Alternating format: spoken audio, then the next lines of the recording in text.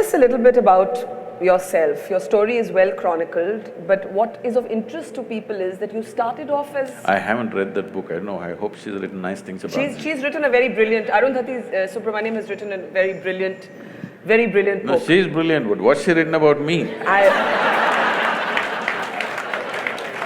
One of the things that she has said is that you give great space for dissent. You like a good argument. That you're not one of those dictatorial gurus. I don't know where is a dictatorial guru. I think most people have not met a guru, they've just seen calendar images and made conclusions. I don't think they've met any genuine guru. There are a whole lot of people who should have been temple priests who are good entrepreneurs and they've become gurus today. That's different, okay? Temple priests No, I'm who saying… have become good entrepreneurs. No, I'm saying… It's just another way of saying they're charlatans. That's a strong word. Maybe that's enterprise. I'm not an enterprise. So because I'm not an enterprise, I want everybody to ask whatever the damn question they have. It doesn't matter how ridiculous or how intelligent, how nonsensical it is, it doesn't matter. If the question means something to you, it means something to me. It doesn't matter how brilliant it is, if it doesn't mean anything to you, I'm not willing to listen to it. But you're saying that many people who are positioning themselves as gurus are really only elevating themselves and fooling people.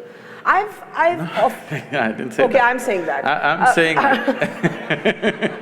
The thing is, there is a vacuum, somebody is trying to fill it. Yes, and Sadhguru, you have Are been… they qualified to be that? Questionable thing. But a very genuine concern, and you have been on some of my television programs where we have spoken about this, is whether God men are often con men.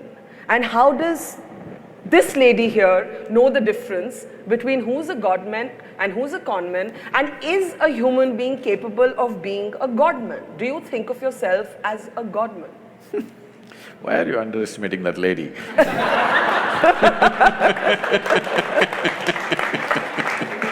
Okay, let it be my question. How do I spot the difference between a God man and a con man if I don't even believe that humans can be godly?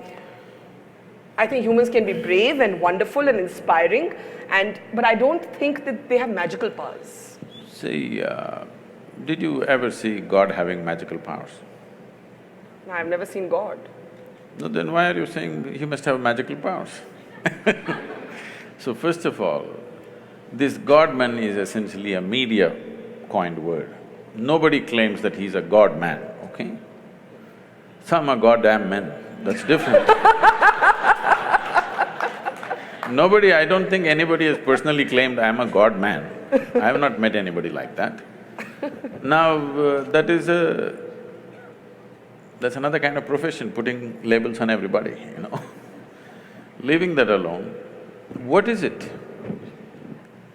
This is a culture, you must understand, this is unfortunately all mixed up today. This is a godless culture, you must understand this. There has never been an idea of a god in this culture.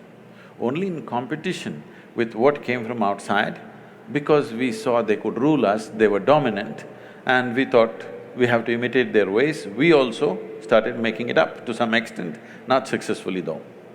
Yes, but we know the technology of God-making. When I say technology, we're using the English word God, but that word doesn't exist in India. Here we call them devas. What a deva means is, see, today media is projecting Tendulkar as a cricketing god.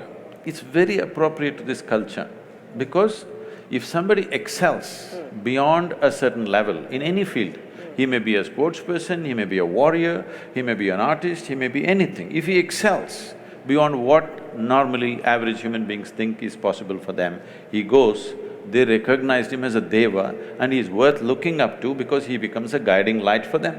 That'll anyway happen, whether you like it, you believe it, you don't believe it, in every field, somebody rises, he becomes the light for the rest of the people. Yes.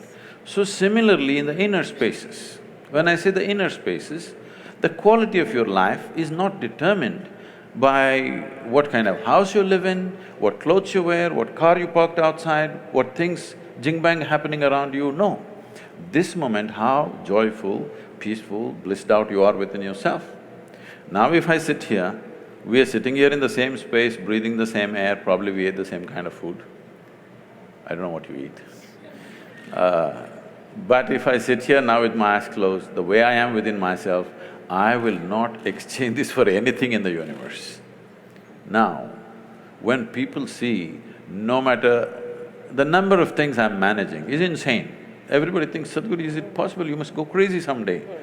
All volunteers, over 3 million volunteers, enterprises, businesses, okay, projects, mega projects on the street, all kinds of activity going on around the globe.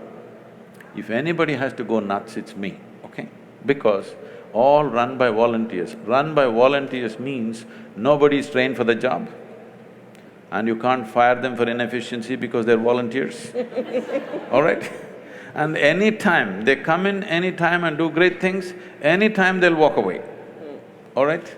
And nothing should collapse.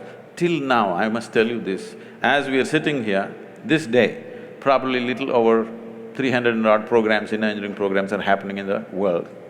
Never in the last 33 years, one program has been abandoned or has failed.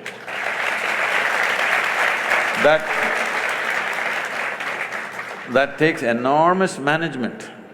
But nobody will ever see me getting angry or miserable or tensed out or stressed out. You've never lost your temper? You want me to know? Do I look like I'm incapable of that? It's not that. It's not that I'm incapable of anger. It's just that I've never given that privilege to anybody. I have not given this privilege to anybody. They can make me happy, they can make me unhappy, they can make me angry, they can make me miserable. No, I kept these privileges to myself. So, people… you were talking about miracles or whatever, people ask me, Sadhguru, everybody in every ashram, miracles are happening. You are beating all the miracles down. If we say something happened, you make us look like fools. No miracle. I say, what, you want me to pull a pigeon out of my pocket? If I pull a pigeon… there are No, if gurus who claim to do that, who have been challenged by I'll come to rationalists. this. If I pull a pigeon out of my pocket, I have a shitty pocket. And you have a bird. What are you going to do with this? You come to me, I will show you the miracle. I have thousands of people who are working 7 days a week, 16 to 18 hours every day. In the last 2, 5, 10 years, not a single moment of irritation, agitation, anger in their life. This is a miracle. This is a miracle we want to manifest. You don't want a miracle? I agree, this is a miracle. Yes. And not that pigeon. Do you have a pigeon in your pocket? Okay. I told you, I don't like a shitty I know, pocket.